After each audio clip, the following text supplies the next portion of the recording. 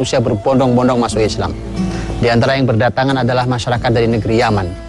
Dan ketika datang masyarakat Yaman, Nabi SAW bersabda, "Qad atakum atau qad ja'akum araqqun nasi quluban."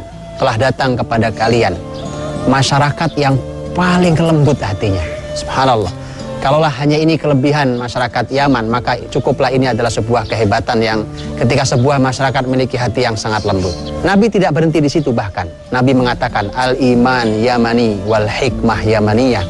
Iman itu Yaman dan hikmah juga Yaman. Karakter dan kebaikan yang lekat dengan penduduknya inilah yang membuat negeri ini mendapat sebutan nama Yaman yang berarti kebaikan. Sifat terpuji ini pula yang ditunjukkan penduduk Yaman ribuan tahun silam, jauh sebelum masa Rasulullah Shallallahu Alaihi Wasallam. Saat Nabi Ibrahim dan Nabi Ismail alaihi salam selesai mendirikan bangunan Ka'bah, Allah Subhanahu wa Ta'ala memerintahkan Nabi Ibrahim untuk menyeru umat manusia untuk menunaikan ibadah haji.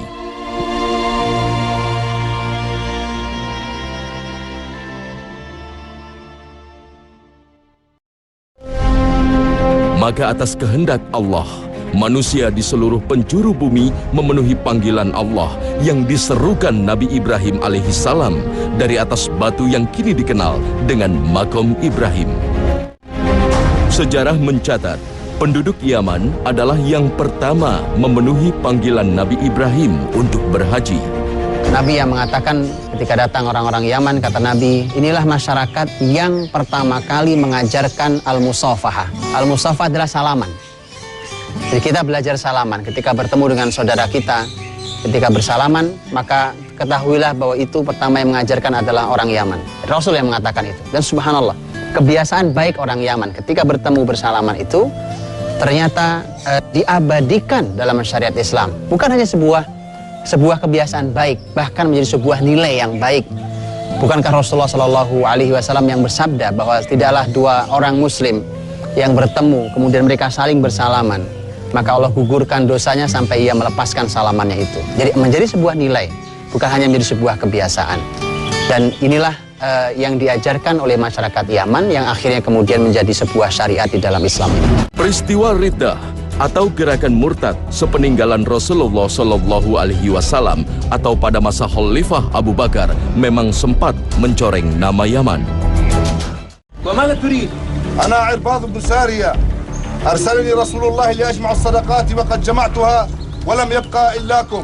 رسول الله قد مات وانقضت النبوة بموته ولن نطيع أحدا بعده. لكن أبو بكر الصديق خليفة رسول الله. بنو سليم لن تقدم شيئا. حسبي الله ونعم الوكيل. حسبي الله ونعم الوكيل. هيا توقف. هذه الصدقات ونحن أحق بها من يثرب. دعها وانجو بنفسك. Khalifah Abu Bakar Siddiq bahkan sempat mengirimkan pasukan besar dipimpin Khalid bin Walid dan para kesatria sahabat Rasulullah Shallallahu Alaihi Wasallam untuk menumpas gerakan murtad ini hingga mengakibatkan ribuan muslimin gugur dalam peristiwa ini. Tindakan salah satu suku kawasan Tarim di Yaman yang tetap memegang petuah Rasulullah Shallallahu Alaihi Wasallam dan taat pada Khalifah Abu Bakar mampu mengangkat kembali keharuman nama Yaman. Itulah yang mengundang simpati Khalifah Abu Bakar hingga sang Khalifah pun mendoakan keberkahannya. Kawasan itu pun kemudian menjadi benteng pertahanan Islam di Yaman. Bahkan dari tempat ini dan berkat ketulusan penduduknya, Islam kemudian menyebar hingga ke Asia Tenggara, termasuk Indonesia. Ini adalah negeri yang ketika Rasulullah Shallallahu Alaihi Wasallam memuji Yaman, ternyata kita mendapatkan bagian dari itu. Karena negeri ini masuk Islam di tangan para pedagang Muslim yang memiliki akhlak yang mulia, kelembutan hati, yaitu masyarakat Yaman. Yang benar adalah negeri ini tidak masuk Islam di tangan pedagang Persia dan Gujarat. Ini negeri masuk Islam di tangan masyarakat Yaman yang melakukan perjalanan dagang dari negeri Yaman, kemudian singgah ke Gujarat, kemudian masuk ke Nusantara. dan menyampaikan Islam. Tidak ada peperangan, tidak ada angkat senjata. Yang ada adalah berdagang, berinteraksi, membaur dengan masyarakat, menunjukkan akhlak mulia, menunjukkan sebuah akidah yang logis, mengangkat kemanusiaan, sisi kemanusiaan yang sangat tinggi. Itu yang membuat bangsa ini tertarik untuk masuk Islam. Sehingga kita tahu sampai hari ini ketika Indonesia adalah sebuah negeri dengan jumlah muslim terbesar di muka bumi, maka ini adalah jasa masyarakat Yaman yang dipuji-puji oleh Rasul kita Shallallahu Alaihi Wasallam. Untuk itu, maka sebenarnya ada sebuah PR kembali bagi masyarakat saudara-saudara kita yang bernasab dari Yaman. Kita punya PR bersama bahwa dulu negeri ini belajar Islam dari masyarakat Yaman. Ketika negeri ini mau kembali baik, harus kembali kepada Islam, maka ditunggu peran-peran besar masyarakat Yaman di negeri ini untuk memperbaiki.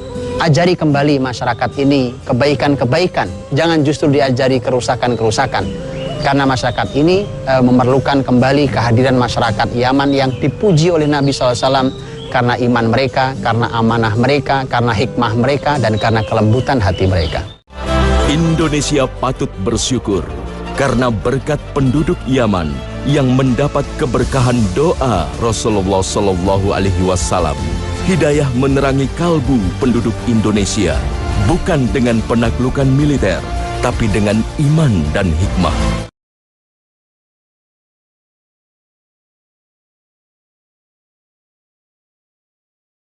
Inilah yang disebut-sebut Rasulullah Shallallahu Alaihi Wasallam.